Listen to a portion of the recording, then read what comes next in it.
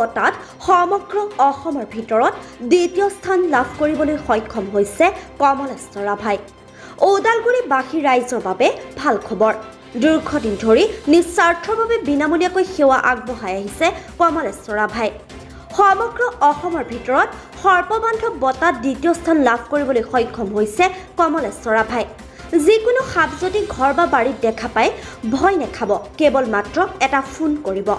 হয়, আমি ক'বলৈ ওলাইছোঁ সাপৰ পৰা পৰিত্ৰাণ পাবলৈ কৰিবলগীয়া এটা ফোন কলৰ কথা। সৰ্ববান্ধৱ বঁটাত সমগ্ৰ অসমৰ ভিতৰতে দ্বিতীয় স্থান লাভ কৰিবলৈ সক্ষম হৈছে কমলেশ্বৰ ৰাভাই। ইতিমধ্যে মুকলি কৰিছে ফোন নম্বৰ। ফোন নম্বৰ হৈছে 8638275769। ওদালগুৰি জিলাৰ যিকোনো প্ৰান্তৰ পৰাই ফোন কৰিলে অলপ সময়ৰ পিছতেই আপোনাৰ ঘৰত আহি উপস্থিত হ'ব সৰ্পৰক্ষী বাহিনী কমলেশ্বৰ ৰাভাৰ সাহসী টীম। হয়, আমি ক'বলৈ ওলাইছোঁ সাপৰক্ষী কমলেশ্বৰ ৰাভাৰ কথা। আজি ওদালগুৰি জিলাৰ অন্তৰ্গত কলাইগাঁৱৰ শগুনবাহী গাঁৱৰ শৈলেন শৰ্মাৰ ৰান্ধনী ঘৰত এটা 6 ফুট দীঘল হোলাবাৰী সাপ সোমায়। সেই সাপ দেখি ভয় খাই হতভম্ব হৈ পৰে ঘৰৰ পৰিয়ালবৰ্গ। কিছু সময় বহুত চেষ্টা কৰিলে সাপটো খেদিবলৈ, কিন্তু বিফল হ'ল পৰিয়াল। পিছত কি কৰিব কি নকৰিব ভাবি উপায় নোহোৱা হ'ল। তেনেকুৱা পৰিস্থিতিত মনত আহিল সৰ্পৰক্ষী কমলেশ্বৰ ৰাভালৈ। ফোন কৰিলে ৰাভালৈ।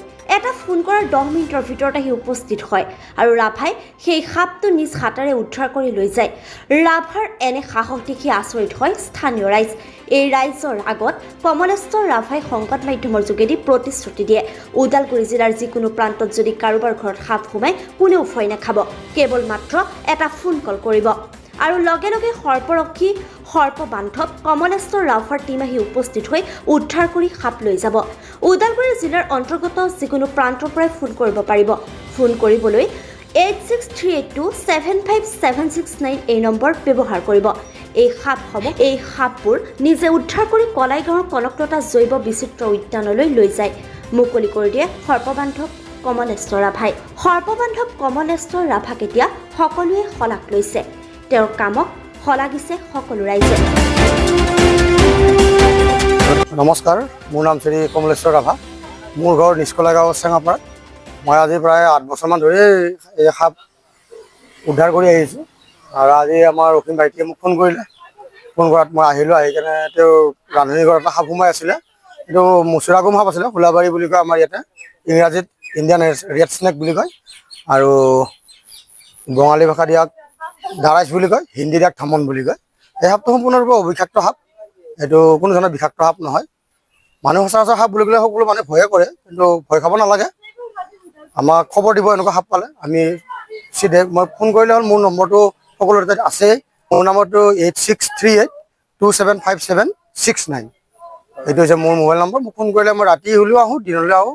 মই আহোঁৱে ফোন কৰাৰ লগে লগে। আপুনি কিবা পইচা লয় নেকি সাপ ধৰা? নাই, এতিয়ালৈকেতো মই এনেকৈ লোৱা নাই, কিন্তু মানুহে মোক জৰুৰী বস্তু দিয়ে দেই। মই ল'ব নিবিচাৰোঁ, কিন্তু মানুহবিলাকে মোক দিয়ে। মৰমতে দিয়ে আৰু দেই, তেওঁলোকে এটা বিপদৰ পৰা উদ্ধাৰ কৰি মৰমতে দিয়ে।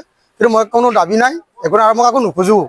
তেওঁলোকে নিজে দিয়ে পইচা। আপোনাক যেতিয়া ফোন কৰিলে পাব না? পাব, নিশ্চয় পাব। মই বিভিন্ন জেগাত উদ্ধাৰ কৰি আছোঁ, মানে ওদালগুৰি ডিষ্ট্ৰিক্টত। এইবাৰ আপোনালোকক এটা জনাওঁ যে এইবাৰ সৰ্পবন্ধুৰ উপাধিৰ কাৰণে এইবাৰ মোৰ নামটো আহিছে। এই অহা 16 জুলাই আমাৰ তেজপুৰত এখন মিটিং এখন আছে। তাতে আমি অসমৰ 10জন এই সৰ্পবন্ধু হিচাপে উপাধি দিব। প্ৰায় 10জনত চিলেক্ট হৈছোঁ। 10জনৰ ভিতৰত অল অসমৰ ভিতৰত মোৰ নামটো 2 নম্বৰতে আহিছে। প্ৰথম আহিছে আমাৰ এই শিৱসাগৰৰ, তাৰপিছতে মোৰ নাম দ্বিতীয়ত আহিছোঁ মই। আপুনি যি সাপগিলা ধৰিলে, এই সাপবিলাক কি কৰে, ক'ত লৈ যায়? এই আমি সাপটো আমি যিমানখিনি ইয়াতে ধৰোঁ, মই আপোনালোকে কনকলতা জৈৱ বিচিত্ৰ উদ্যান আমাৰ পানীৰাম দাসে আমাৰ মুক্তিযোদ্ধা আছিলে যে, তেখেতৰ এখন অভয়াৰণ্য এখন আছে নহয়, এই কনকলতা জৈৱ বিচিত্ৰ উদ্যান। আমি তাতে সাপবিলাক ৰিলিজ কৰি দিওঁ। কিমানমান সাপ তাতে আপুনি পঠালে বৰ্তমানলৈ? এতিয়ালৈকে